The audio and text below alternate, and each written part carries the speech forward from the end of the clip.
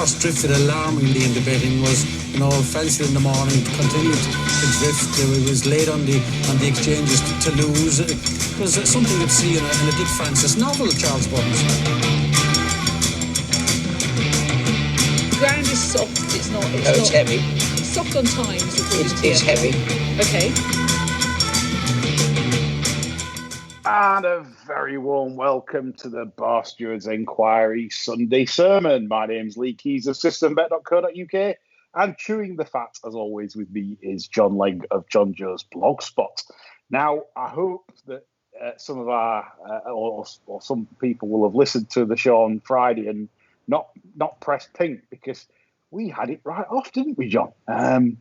We seem to back a few nice winners. We had the 33-1 winner of the Thurston Cup, albeit a small Rule 4, and we got the Guineas winner of Nasty Jim.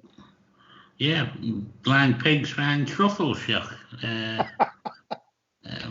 Yeah, I mean, with Mick Windmill's house, I mean, that went pretty much as expected, didn't it, really? Let's be fair, we did expect it to run like that. It wasn't exactly a pig in a poke, was it? No, it were no guess up. I mean, you would say, John, wouldn't you? Setting was unlucky in a way. Yeah. Setting's best horse. I mean, come from miles back. Staunton was in a fantastic position. Yeah. Which we knew it would be. Yeah. So it's it was a wonderful day, and I'd say I got a message today from a listener, and this is what he's fantastic about being in the game.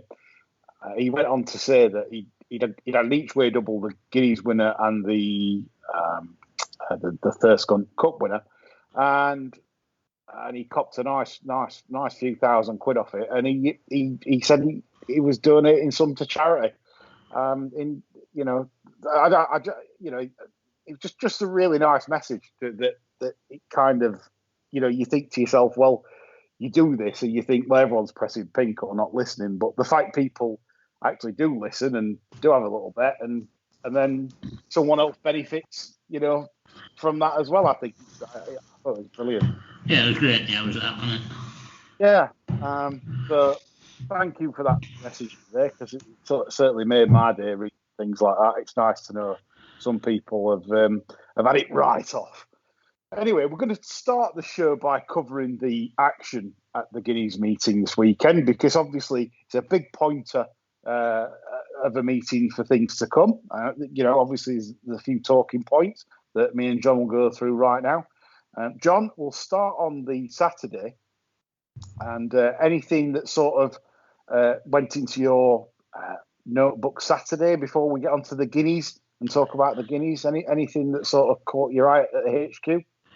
I suppose as an eye catcher, you'd say the Haggis Horse up won the Newmarket Stakes, but I'm not convinced that was an adequate starter test at all with the pace that Ryan set. I think it might prove to be immensely flattering to the Haggis Horse. It could be the only one that's got anything like a turn of foot. I think my thoughts on reflection on it after the dust had settled was that Ryan hadn't gone anything like fast enough on Inigo Jones, and these other things more or less cruised through the race and just had too many gears for him at the end and looked incredibly impressive. But if it had gone quicker, I don't know that result would have been replicated at all. So I'd probably urge a bit of caution with that one, despite how visually impressive that looked at the time. Well, Ian Davies messaged in, and he basically said the Newmarket Stakes is not renowned as a Derby trial, but he says Shirley Heights won it in 1978. His son Slip Anchor won it in 85, and he thinks that Marfeth is the most impressive winner of the race since Slip Anchor, and basically he thinks 9-1 is absolutely huge. for the derby. He says we should be betting like men on this, etc., etc. It's interesting your take on it, saying that you were sort of not quite sure. That's exactly where I'm at, because I'll confess I had a very, very decent bet on the second. And citing the reason that the Haggis horse had won a handicap off 85, obviously impressively, and it was basically a stone worse with the Godolphin horse, which had finished second in the Fielden. And I remember at the time I described the Fielden as one of the hottest Fieldens I'd seen in recent times. And the Godolphin pair came 6 clear of the third. Now, I'm not sure that the Godolphin horse ran its race, because it was kind of like you said, when the fractions round was set, it was kind of, when the taps were turned on, it was really struggling to quicken. It looked a real slow stain type. And I think the Fielden was probably better run than that. Mm-hmm. And that it's kind of, I accept it's got gears. Interesting though, if Ian's really like fancying having a real good punt on this, Willie Haggis came on Racing TV afterwards, and he said that he spoke with the management team of Hamdans earlier in the winter, and he said, "This is a Derby horse. This is a Derby horse." I mean, it's a shame that they get public domain for when it's off 85, but yeah. I mean, whether that's true or not, sometimes these trainers can also, overrate stuff and just make out something that wasn't. But yeah, I mean, if you believe Willie Haggis, interesting that he said to them all, "This is a Derby horse." So, Ian, wish we could help you a bit more there, but me and John seem to be stuck on, got splinters on us arse. We're struggling with this one because the time wasn't immensely fast. It wasn't like, but the way it did it, it just absolutely just, I mean, if you just take Inigo Jones will be useful. Inigo Jones will be 90 plus. So it's beat it 6 lengths on the Billy Idol. Who knows? I mean, like you said, could be a fair point, but I think I probably speak for John here as well, John. I mean, I think if one of Aiden's that you like gets there in one piece, I think you'll prefer that one, won't you? Definitely.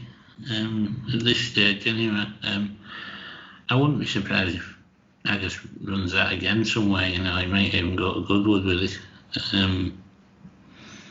I don't know if he'll leave it at that and go straight to Epsom. Yeah. I certainly want to see some more from it. I know what you mean.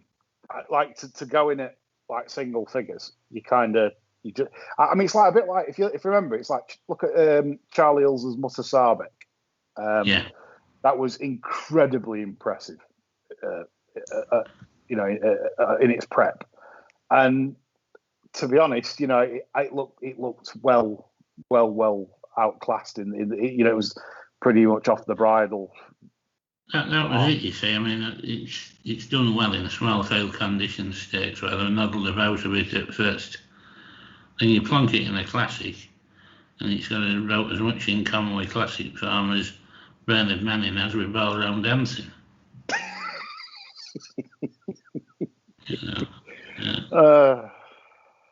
Bernard Manning, yeah. So I mean, you've got to urge caution, really, because I mean, when Ian started about the bet like men thing, I mean that surfaced after Shergar had just trounced him in classic trial at Sandown, didn't it? I mean, that was a bit different to a little 3-runner noddle up at Newmarket. Well, yeah, and like I said, the doubt for me is that I can't have it that Secret Protector ran to anything like the Fielden form. And I don't think any of the opposition ran to their optimum. No. I mean, Inigo Jones didn't know where the hell it was. I mean, that's the praise stout pace for giving it 3 runs on the blooming all weather, isn't it? I mean, a supportive flat surface. Then all of a sudden you get it on that up and down Codswallop and running down into the dip. I mean, he nearly got lost with Ryan, didn't he? Yeah, he looked very, very uncomfortable. So, like you said, So to clarify that, Ian, I think we're saying that we need to see more before we. But then again, if we see more, it won't be nines. But there we go. The man from Del Monte, he's not saying no, but he's saying probably not. Yes, I concur with that. Totally concur. So we'll cover off the 2,000 guineas now, John. Any hard luck stories or any sort of things that caught your eye for the future for Billy Bunters to maybe? I think the first thing to urge a bit of caution about would be Thunder Moon. I got the shock of my life when I saw it. For me, he hasn't put a kilo on from 2 to 3. And I think I'd be very, very careful backing it anywhere. The obvious progression now is the Baby Joseph running in the Jersey Stakes at Ascot. And I definitely wouldn't be having a bar of it in something like that, because you'll be tackling some good size backwards starts from last year that probably weigh 30 kilos more than that. Definitely not. I'd be swerving that until I see some hard evidence on the track that's got a bit of progression in it, because seeing that one yesterday before the race, that set terrible alarm bells going with me. I confidently expected that would turn up looking a million and running some sort of race, but when I saw it, I was appalled really at what I was looking at. I didn't like the look of it one bit. Yeah, too, it had such a good turn of foot, and really on pedigree it should stay well, but everything else says it shouldn't, the way that it does. It's Saddler's Wells mare, Yeah. There's enough stuff, but like you say, it could be just physical, because Zoffany's maybe not the biggest. They don't produce massive, big, strong types. They're more compact and just are what they are. Chris, I used to have a Labrador that was only a bit bigger. Yeah. So we're saying Thunder Moon probably not going to progress this year. After that, his horses are running like they've got AIDS, aren't they? He did have a double today at Sligo. Oh, well, he did. I backed the first one, but anyway. He's got one that I got told was his best last year, and it only ran once and won. Called Federal, and it's running at the Curragh tomorrow. And I was informed this was his best 2-year-old. So what happened to it after July when it won its maiden, I don't know. But it'll be interesting to see how that one runs tomorrow. I think that's another Zoffany, actually. Right. That'd be interesting to see how that goes tomorrow then, John. But getting back to Guineas, I think in terms of the male milers this year, I think we're in a bit of trouble. I think everyone's wanting a champion, and I think we've basically got 115 horses again. I think it's one of those. They're very good animals. They're absolutely fine. The Guineas form will probably work out to a degree, but as for where everyone's craving for this star to get hold of, it's not going to be there. I did put up Poetic Flair, but it's only because of his toughness and he wants it. And you wouldn't find it impossible that the second reverses the form next time out. It's one of those really. So I just think, I am disappointed. I look at the Guineas form, and it's probably the best there is out there at the moment, and that's what makes me disappointed a little bit going forwards for this season for the male division. Like I said, I would take Master of the Seas out of the race, because I think he was disadvantaged the most by he was the one that had to make really quick ground into the race, and then I think when he got there were nothing upside him or around him at that point, and I just think that might have cost him. What did you make of the Colmar horses, like? Well, I think they're as good as they are.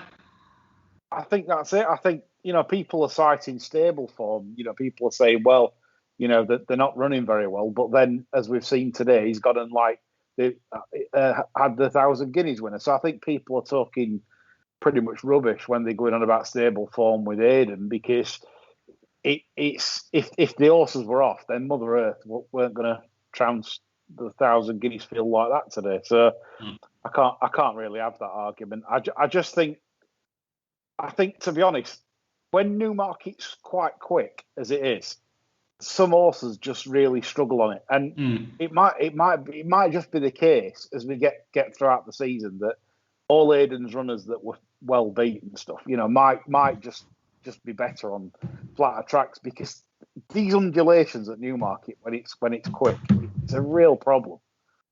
And as I said, going forwards, I would take Master of the Seas out of the Newmarket race as being the best horse in the race personally, but how good that is, I don't know. Probably not more than 115.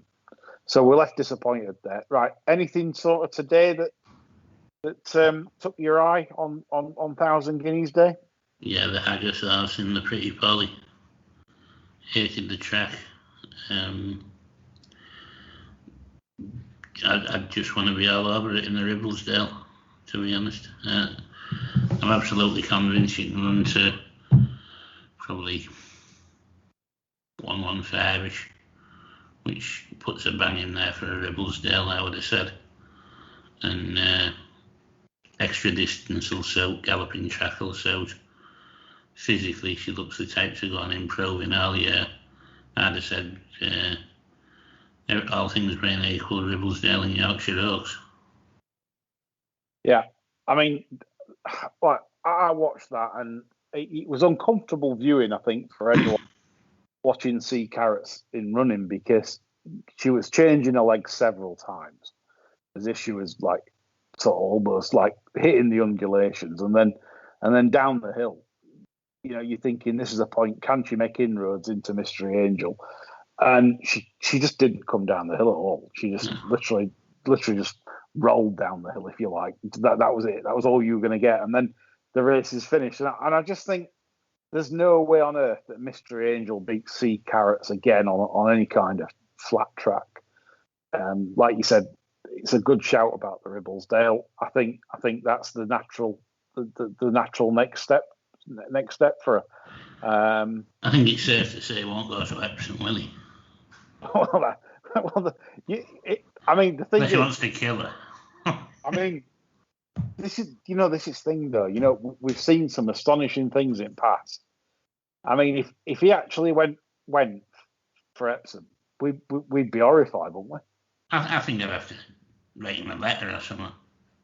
It's just, I mean, it's like, that you could see she did handle Newmarket, and people could say, well, it's an experienced second start, but I kind of get that. But the amount of time she changed her legs, she's just very uncomfortable, on an undulating surface. So for me, it's a massive no for Epsom, Sea Carrots, and hopefully they will do what John wants and take her to the Ribblesdale.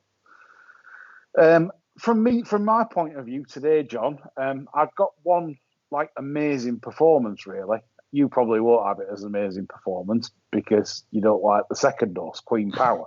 As you put, you point at, to be fair, hats off to you, and the Hitler as well. Got to give him some credit, because apparently we got moaned at on Twitter saying we didn't give him any credit for poetic flair. But I mean, to be honest, I think he just piggybacked, didn't he, on poetic flair?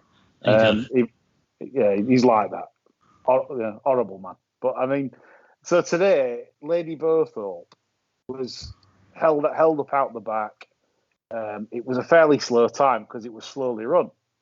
And, they were doing 34, 35 mile an hour early. And then Lady Bowthorpe to win coming from the back, I thought was an amazing performance to do that. But like you say, the Queen Power in the finish, geez, it's as if she just could not be bothered in that last sort of. But yeah, Lady Bowthorpe, I thought that was a good performance to do that from the back. Anyway. Yes, it was.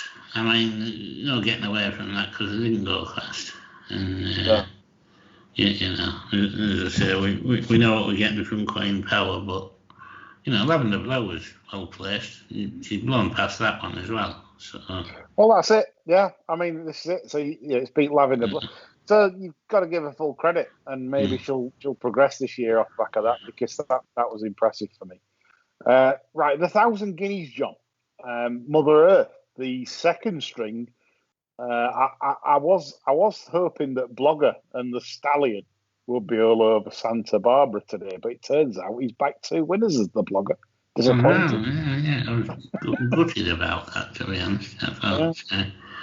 I thought he'd have been all over the favourite in the Guineas, like.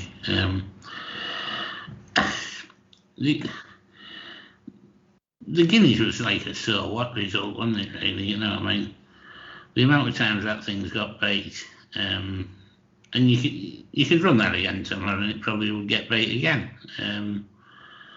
I thought the favourite looked to have the potential to be an utter shithouse. I wasn't keen on its head carriage first time up. Was gawping about. There wasn't any instant acceleration or anything when Ryan asked it to go today. Ducked one way, then ducked the other. I'd want to say a lot more from that before I went anywhere near my wallet to back it, to be honest. I think no matter how much it's impressed him at home, I think it's probably impressed him doing everything on the bit. Because when it come off it there today, I didn't like what I saw, to be honest. Because it's a nice big horse. And Ed certainly came up. And only excuse you could probably give it, John, was Newmarket. You know, and so that because to me it was fine before it got to the dip, and then as soon as it hit, sort of had to go downhill. It's as if it either gulped for air or the head came right up. But even like during race,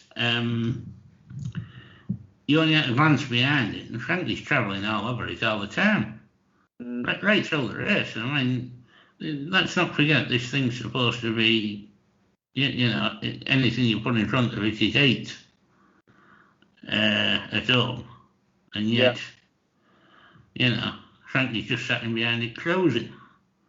So I don't know. I think it has a bit to prove now. Well, a lot to prove. Well, I think the 1,000 Guineas is worse than the 2,000 Guineas in terms of quality of form. I'd personally put the winner on 110, Mother Earth. And I don't think there's any improvement from 2. I think it is what it is. It kind of ties in with the runner-up and the third horse in terms of ratings. If you gave the winner 110, now I would say 110 is one of the lowest 1,000 Guineas winners' ratings. I haven't got the records in front of me, but if you do rate 110, I'd say that's one of the worst ever. Oh, you're down there with Enstone Spark and Quick as Lightning. And yeah, it's very, very poor. I mean, the thing is as well, the fifth home, alcohol-free, which obviously was well bet, close to the off, that was hanging badly from some way out. I mean, Racing Post comments said it was sort of hanging about 2. I thought it was hanging relatively early in the race. It wasn't happy at all, and that's only been beat 2 lengths, you know, hanging for probably half the race. So, as I said, I mean, you're going to laugh at the Racing Post when they put their ratings up, because they'll probably give Mother Earth something like 117, 118, fudge the ratings high to make it look decent. And like I said, I'd just say it's ran its race when a lot haven't, and it's run to 110. And that'd be my take on a very disappointing 1,000 Guineas. I don't say we could rate it any higher, to be honest. No, there's nothing there in the form book to say you can either. No. Because alcohol-free is rated 112. But like I've just pointed out, it's hung for half the race. If the Racing Post say that's ran to its mark, they're idiots. Yeah. Or the handicappers, they're idiots. Because how can it have ran to its mark when it's just hung all the way? So yeah, a very poor 1,000 Guineas for me and John. So we've not much brilliant news on the classics front so far for a world beater. But drugs-born Bob Baffert, John, right? He's won the Kentucky Derby. He seems to be winning everything over there at the moment. I always get mixed up with this. Now, is Bob Baffert the one that has the hair like D. Wayne Lucas, or is D. Wayne Lucas the one that has the hair like Jimmy Savile? It's a good point. He's got the whitest mane as Bob Baffert that you've ever seen. It's like Desert Orchid's mane. Is it a George Hamilton tan going on as well? Oh yeah. There's the old Trump George Hamilton tan to go with it. Yeah. Lovely, what an image. Yeah, it's and the old Ray Bans on. Yeah, it's like Miami Vice. But yeah, so Baffert's won the Kentucky Derby with. Can you believe this? The dream's alive for people. Medina Spirit cost $1,000 as a yearling. Well, somebody's nicked that, haven't they? I mean, dear God. The sire stands for $5,000. Oh dear. Somebody slipped up letting that win, haven't they? I mean, the thing is that so we've had the 2,000 guineas, the 1,000 guineas, and the Kentucky Derby, and not one of the winners you could ever just say, like, let's go to town and back this next time. No. Because, well, the winner of the Kentucky Derby, Medina Spirit, it was thumped twice before that, the Kentucky Derby at Santa Anita twice by, I think, 8 lengths and 4 lengths in its preps. And it just, I don't know, it's just remarkable. What's Bob done there? Has he juiced it wrong? And what?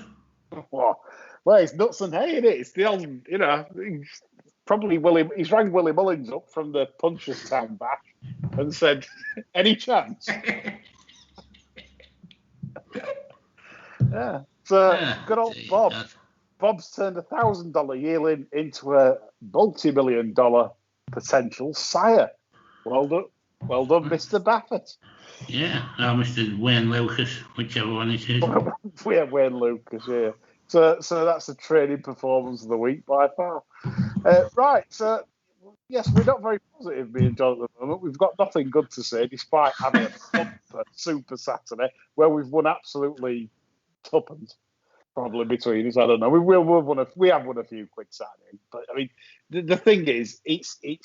Imagine this if we'd done our bollocks. This should be wrist-slitting stuff, wouldn't it? Yeah, dear. Yeah. We'd have just been asking listeners for the best suicide methods, wouldn't we? Well, please write in, shotgun in the mouth, wrist slashing, pills.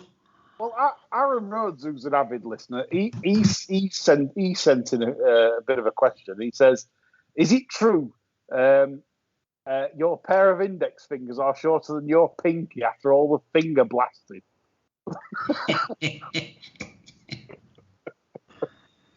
And do you know what? Do you know what's got me about this, John? All right. So when you made that comment on Friday's show about finger blasting, yeah, I've got the image now of you finger blasting. I mean, it's just wrong. I mean, I cannot get the. There's nothing I can do about that right now. If you've got the image there, it's up to you to get rid of it, I'm afraid. If Aaron's also got the image there, it might help him to know I'm a middle finger man. I'm not index.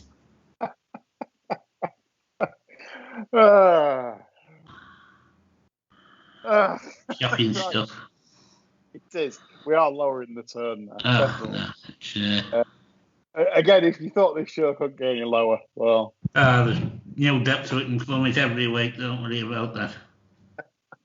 Right. So anyway, Aaron's got a sort of semi-serious question, and he said about racing and wider audiences, John. Go on again. Put yourself in charge of the BHA right now. They've wheeled you in. You're there. You're the bigwig, and they've said, "How do we market the bigger days and the bigger clashes of horses, particularly on the flat season?" Because if you look, the Cheltenham Festival gets plenty of publicity. Grand National get publicity, but nothing on the flat ever seems to get massive, wider spread publicity. Job. What would you do?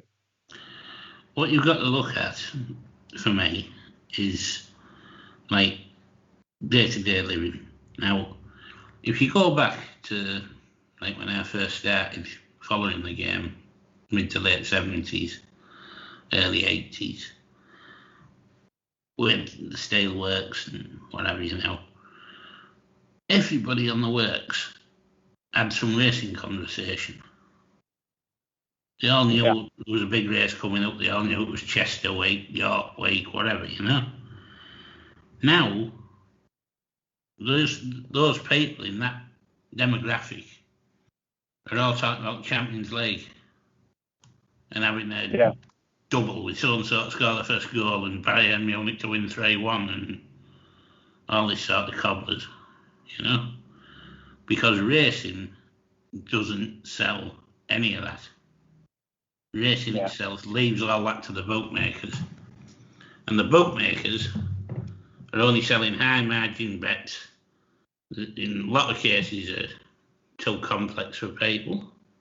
They don't want to know about Lucky 15s, Yankees and that, They just want to, as I say, a double where so-and-so scores first and final score, win a lot for a little. Yeah. Now, where racing falls down is it should market itself completely differently to how it is for me. It's not family entertainment. Family entertainment is going along somewhere, your kids have an ice cream and you watch a band or whatever. But that's not going to do anything for racing. What would do something for racing is you get people going along there, buzzed up because they've got a chance to do something that might put a few quid in their pockets and excited about what they're going to say. And you would do that by selling it as a grown man's sport, Yeah. You remember the Yorkie adverts? Are you man enough for Yorkie? Yeah. Are you man enough for racing? Can you handle it? Yeah. Yeah. Are you clever enough for racing? Yeah, Are you thick? Do you want to just bet on football? That's cool. Are you a simpleton? Or can you work out racing? I mean, that's the extreme end of it, you know what I mean? But what I'm saying is, sell the fact that you can, with study, do yourself a bit of good. The bookmakers don't want you to know that, because if everybody was... Well, let's face it, if everybody improved the betting by 10%, the bookies would have to shut. Yeah. That's top and bottom of that, isn't it? You know what I mean? If everybody that ever has a bet improved 10%, that's it. Goodbye, lad, rope sales the lot. Because they're not making now, have they? Well, that brings us nicely onto our final topic this week. And Lorne Marver, that's one of my favourites. He's on Twitter and he loves the show. He thinks we're absolute twats, but he loves the show. And he says 99% of restricted punters are actually mugs. Can't argue with that. Bookmakers are losing pounds by curtailing their betting. On the flip side, their families can thank them for saving them from financial Armageddon, because there's nothing more dangerous than a mug who thinks he's got an edge, John. I like the fact that you come straight to me when you're talking about mugs that think they've got an edge. No. Luckily, I don't think I've got much of an edge, to be honest. Yeah, I mean, I suppose he's got a point, I mean, I get the impression that we're too careful. I mean, you remember Sporting Odds when they started up? Yeah. I had 3 bets with them before they shut me down. Yeah. I started with 400 on a 7-4, and then I had 2 £200 bets, and then I got an email saying thanks but no thanks, and the last 2 I got bait. Yeah. So I don't know. I mean, I don't get the impression that a lot of these decisions are made. They may be using algorithms and linking them to pyramid messages about live horses, and if you're showing up to be backing a lot of live ones, you're probably getting. I nearly said fingered then. God. You're probably getting earmarked as a surety whether you are or you aren't. I mean, you could accidentally back a live one, couldn't you? And the algorithm picks you up because they've done the pyramid message round the shops, and say you back 3 on the spin. Before you know it, you're out and you haven't even had the nod. Do you think, though, that, like, Denise Kurtz has got it absolutely spot on in that Bet365, for whatever, I mean, I know, like, some people call them names, but at the end of the day, I would say, from my experience, they last the longest in terms of, like, so in other words, I reckon the reason why they make so much is they're not too quick to press the panic button.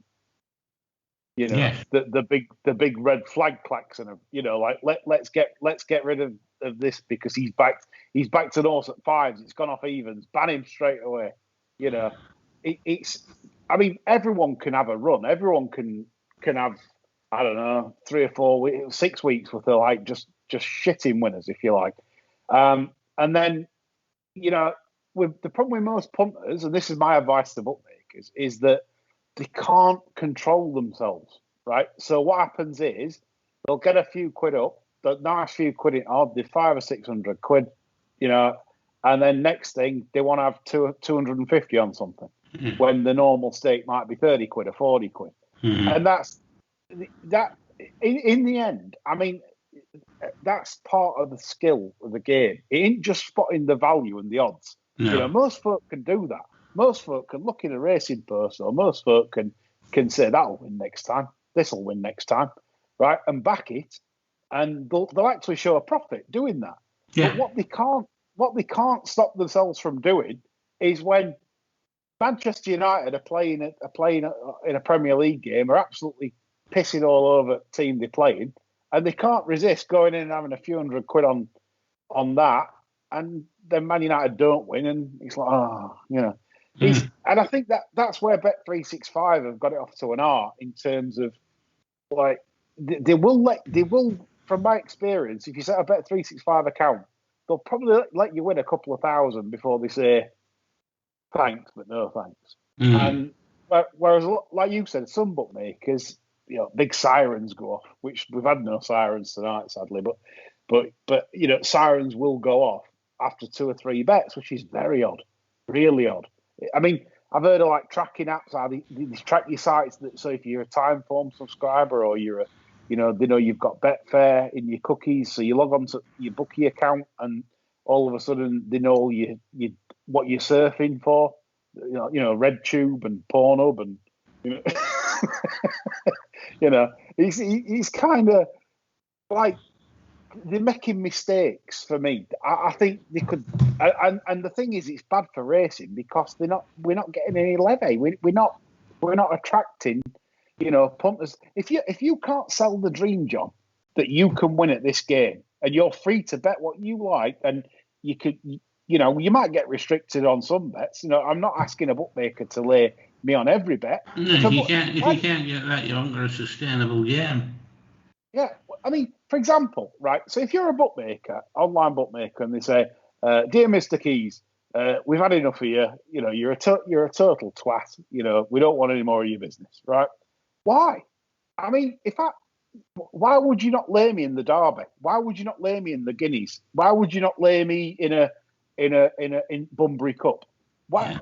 There has to be some kind of rating where you're willing to take me on. You can't just say, well, fair enough if you want to ban me at Plumpton, or you want to ban me in Ireland, or you want to ban me at in a 2-mile novice hurdle, where when it's 33 to 1 bar 3, then I get it. It's their right to say, no, we don't want your kind of business on that race. But But why then deny Levy, valuable Levy? If I fancy Poetic Flair to win a Guineas, why can't I have what I want on Poetic Flair to win a Guineas with any bookmaker? Why do you get restricted to like a tenner on the 2,000 Guineas when literally every horse in the race is trying? I got limited to 14 quid anti-post on the Evo once. I mean, You know, what's that all about? but that's it, John. That's it. It's like that's where they're making mistakes. Denise Coates, the reason she's leading the field is because their red siren klaxon doesn't go off as quick. So basically, to sum the point up to Lorne Marvo, that you're right, they're making mistakes, and the BHA need to sort this because this is affecting Levy. And you know, there's punters that want a bet, can't have a bet. You know, couldn't have a bet on today's 1,000 Guineas. You know. Why? Why can you not have a bet on today's 1,000 Guineas? It's bonkers. So yeah, it's absolutely correct. They restricted too quickly, and that's why Bet365 are thriving. John, we're going to finish the show quickly with a Jimmy Linley Lovely Hands. Have you anything for me this week? I don't really like no. Well, okay, no problem. I've got not really a Lovely Hands thing, but I thought I might mess up connections prices. Good. There's a horse tomorrow that used to be trained by Brian Ellison, and it's a horse called Little Joe. It goes in the 406 at Beverley, and currently priced at around the 20-1 mark. Now, I'm not saying tomorrow's the day, so don't go diving in now. What I'm saying is keep your little beady eyes on it, because they'll be waiting to pull the trigger. Karen Tutty and Gemma Tutty, they're not the innocents that you portray them to be. They might look great, fantastic, you know, in the country gear and everything, and they might profess they're lovely horse racing people. They're lining this one up. Make no mistake. Like I said, I don't think Beverley is its track. I think it's probably more of a straight track horse where it can just sit and travel nicely behind a decent pace, which you'll get at Beverley, but going downhill into cowsheds at bottom and then turning up for home, I'm not sure that suits Little Joe, to be honest. But I'm sure it suits Gemma. Yeah. So I mean, basically, Gemma might be finger blasting, John. Steady. Yeah. So there's an image. Well, it's a better one than like seeing you finger blasted. Yeah. So there we go. So, that's a fitting end to the show. That's all from me and John this week. We're back on Friday. Make sure you join us because you don't want to miss out on the Super Saturdays like we've just had. That's all from me and John. We've enjoyed it. Hope you have. Bye for now.